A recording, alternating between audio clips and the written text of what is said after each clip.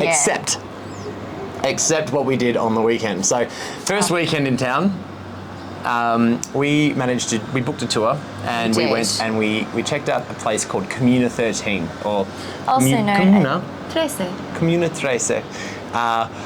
So a bit about the Communa.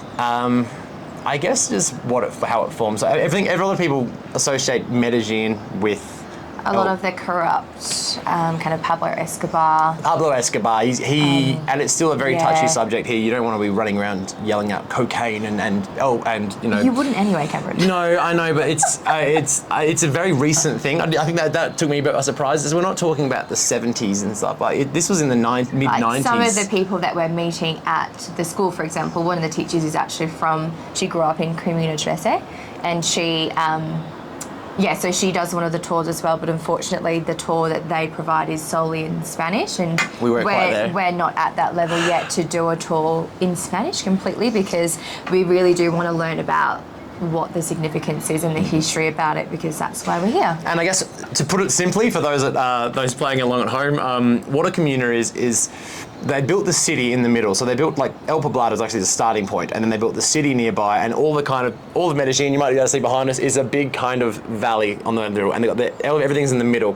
As it started spreading out, everyone wanted to live closer to the city, but they couldn't afford to. So what they did is those who couldn't afford to buy land, who couldn't afford to build, they ended up just building themselves almost like ramshackle, like little houses, and they built them from whatever materials they could find, leftover bits of wood, leftover bits of metal, whatever it was. They built these kind of almost like favela style houses up on the mountains, and they just claimed themselves a little bit of land or attached it to someone else's house, and they built themselves a little nook on it, and they kind of made themselves these little houses, and they're still like that today. Now, the problem was Communa 13 was just the main road coming in and out for these, drug couriers and everything else ran through that communa, ran near that communa. So it was a very low socio-economical communa though as well. Yeah, so a lot of basically these targeted I wouldn't say drug gangs or drug cartels claimed the communa. It was pretty much the cartel claimed the communa. And they basically ran this communa, and a lot of people lived there, had nothing to do with it, not involved.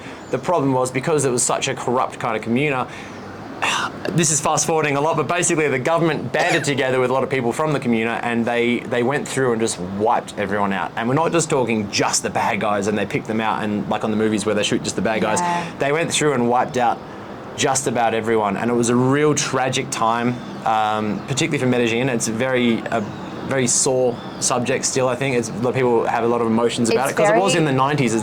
It's amazing though to see the massive turnaround. So they've called it basically a revolution, and Communa 13 is now basically the pinnacle and the mark of this revolution, where they've turned everything around, and it's the pinpoint of, arts, music, and like community. Rap, break dancing, graffiti artwork, dancing, baila. It's really, really cool to see, and I think I was almost not emotional. I got home and I was really empowering and inspiring to see these people that have been through absolute hell. Like everyone in the entire community was basically wiped out: children, women, families, and they've turned it around to this point where now it's vibrant. You walk down the street, there's colours everywhere. There's graffiti art all over the walls. It's really famous.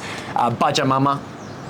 Yeah. Pachamama, she's like the religious deity of South America. Basically like Mother Earth, Gaia. Representation. And but all this artwork's beautiful, and it kind of encompasses the war and the fighting of the communa and the love of the people. But now it's just beautiful. The music is everywhere. There are bars. It's up on this beautiful hillside. So we're talking very steep. If you were to walk up to the top, that'd be your exercise for a week. Like, it's very steep and it's very tall. But you can go along the entire top. There's bars and restaurants not such restaurants, bars, music, entertainment. Like little restaurants and like little authentic Colombian food served on the side in like little carts, which is really cool. It is probably the main tourist attraction in Medellin, and I'd suggest if anyone ever manages to get here, I highly recommend coming.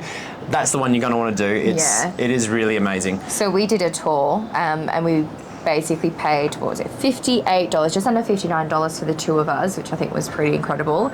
It was quite a long day. I can't remember how long it was, but I think we basically started at about 10, 11? afternoon, 1 or 2. I think it was. and then we didn't get home till about 7:30, so it's quite a big day. And we had a professional English and Spanish speaking guide who was very, very knowledgeable of all the history. It included all of our transportation with the public transport system here, which, by the way, is amazing. Amazing. If you ever come here, it's better than anywhere in Australia. Very it's clean. Efficient, clean. Now, safe. As safe as anywhere's going to be. Yeah, Look, so good. don't have your phones in your pockets. It's a standard. Just like normal stuff that you probably wouldn't do in your home country anyway. Like, don't be pointing out for people to be thinking you're a foreigner. Now, the Communa is, they do give you a warning when you go in there. Like, it is obviously a lower socioeconomic, and it's quite cool to see. It is very different to El Poblado and the western kind of area we're in, but not scary. I don't think we felt scared at any point in time. Again, you wouldn't walk around throwing cash around, but you wouldn't do that anywhere when traveling or at home. You just be respectful aware. And aware of your surroundings. There's guards everywhere with big machine guns and shotguns and definitely pistols. A cultural shock. Just got a pistol in the hand, spinning the. But it was really, really good. It was very good. Very happy we did it. We want to go back as well. Yeah, we're going to go back. We'll take Mum and Dad when they get here. But yeah, I guess as a whole, language is going well. 1 week in. Well enough. I think one of the big things also we got to must mention is how lovely everyone is here. If you try and order food or if you try and speak in Spanish, there are a lot of people that do speak English here.